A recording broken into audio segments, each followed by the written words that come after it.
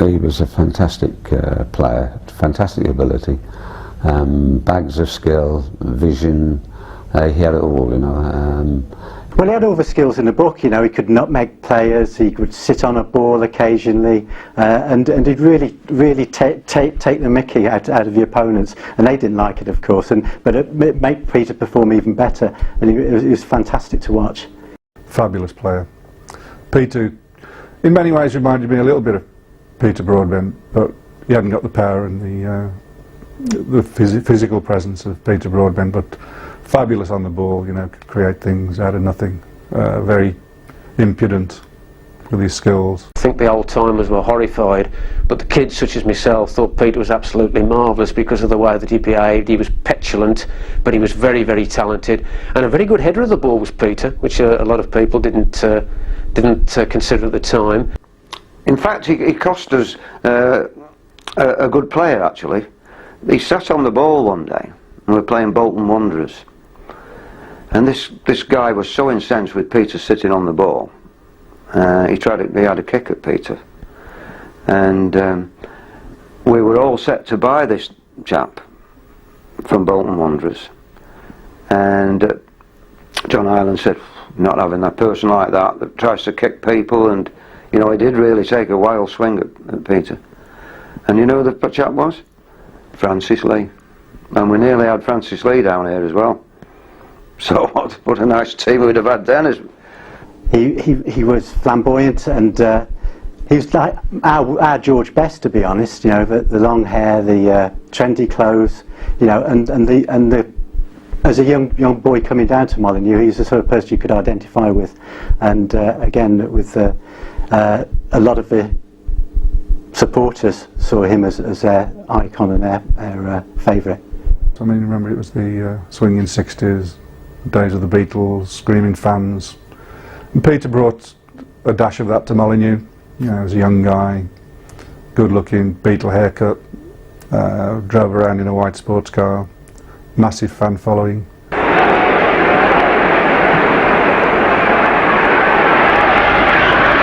Children, don't equalise! 20 seconds left to play, and Knowles has equalised.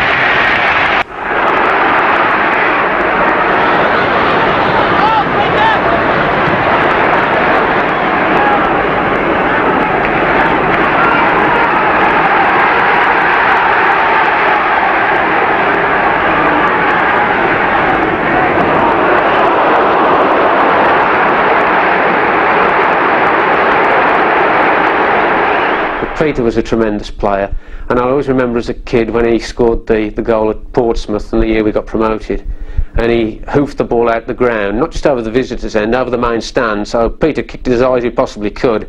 And I remember a couple of weeks after coming down collecting autographs as a kid, and Peter was there signing the autographs, and some cheeky little nipper asked him if he'd paid for the ball, because apparently Pompey sent in the bill for that ball he kicked out the ground. And Peter proudly said, oh yeah, sure, I paid it. He was quite proud of himself.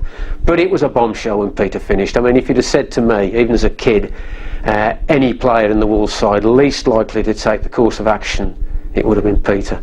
But he was a tremendous player, but unfortunately, really, it was talent unfulfilled. I don't think we saw the best of Peter. It was an amazing loss to the game when Peter announced that he was going to leave football to become a Jehovah's Witness. Nobody quite believed him, because I say he was a bit of a maverick character. And I know the manager at the time, Bill McGarry, said, oh, he'll be back. And I think Bill kept his registration at the club for a good 3 or 4 years, expecting him to come back. And of course Peter never did. And it was quite a regrettable time that we didn't see Peter Knowles reach his absolute peak as a player. And it was such a disappointment for all of us. They decided to quit the game, and for his beliefs, and we all admired him for that. I mean, he stuck to it, and good luck to him.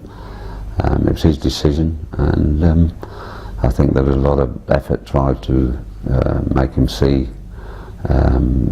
his ways, but he stuck to them. He stuck to his guns, and we admire him for that. We all tried to talk him out of this religious thing, one by one. But he promised us that if the world hadn't ended in 1972, he would have a bonfire on the pitch with his Bibles. And 1972 came and went, and in 1973 one person got in touch with him and said, "Peter, when are we having this bonfire?" And he said, "Well, I'm sorry, we got the dates wrong."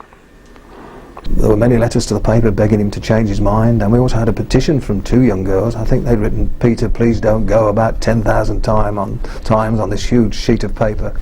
And I was detailed to call at his home and say that they'd done this and would it possibly affect him.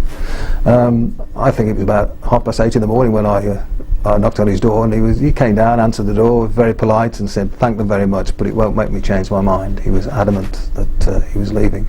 And although Wolves fans were very sad about it, I think most of us have come to admire him for his decision and for sticking to his word, and he's obviously a happy man, and he made his choice and it suited him. I regret everything about football, you know. I used to go on the football field and, like for instance, if I was playing at Wembley this Saturday, I'd really make sure that I was the centre of attraction, you know.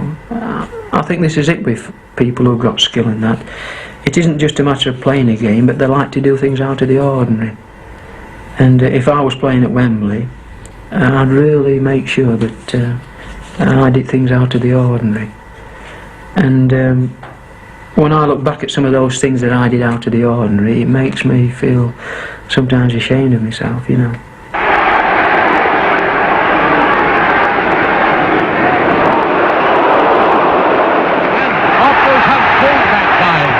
Knowles.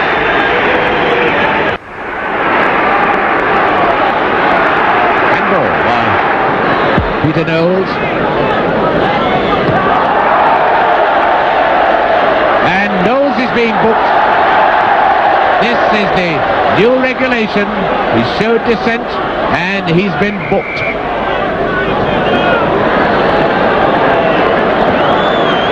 People seem to think I made the decision overnight, or the Jehovah's Witnesses have made me make the decision.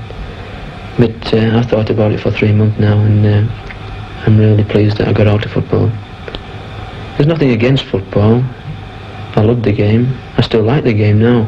When I see it on television, you know, I'm there moving about. I'm really involved in the game. Yes, right.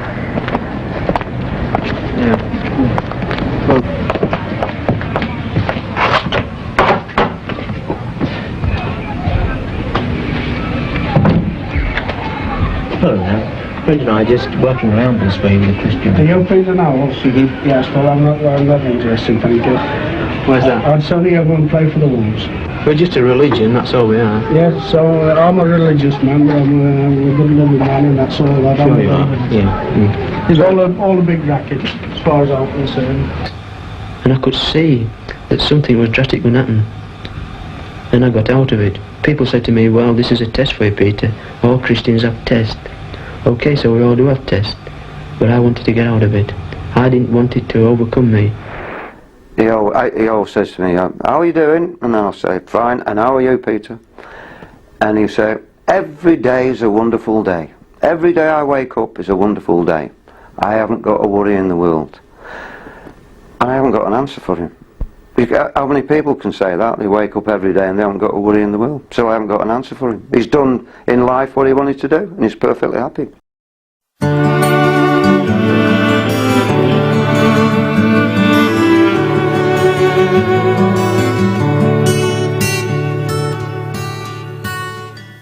God's footballer hears the voices of angels above, the choir at Molineux. God's footballer stands on the doorstep and brings the good news of the kingdom to come, while the crowd sing Rock of Ages and the goals bring weekly wages, yet the glory of the sports pages is but the worship of false idols, and tempts him not.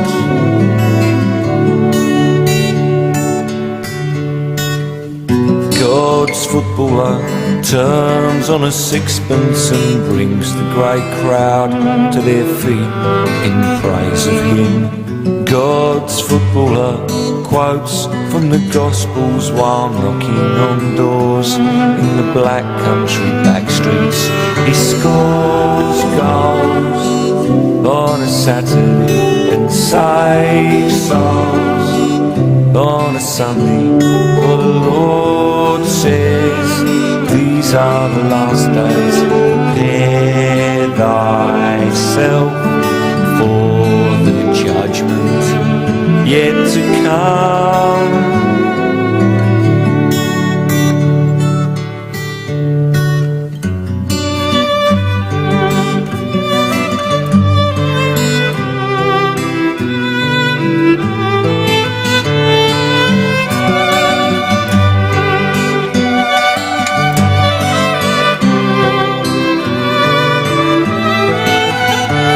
Career will be over soon, and the rituals of a Saturday afternoon bid him a reluctant farewell, for he knows beyond the sport lies the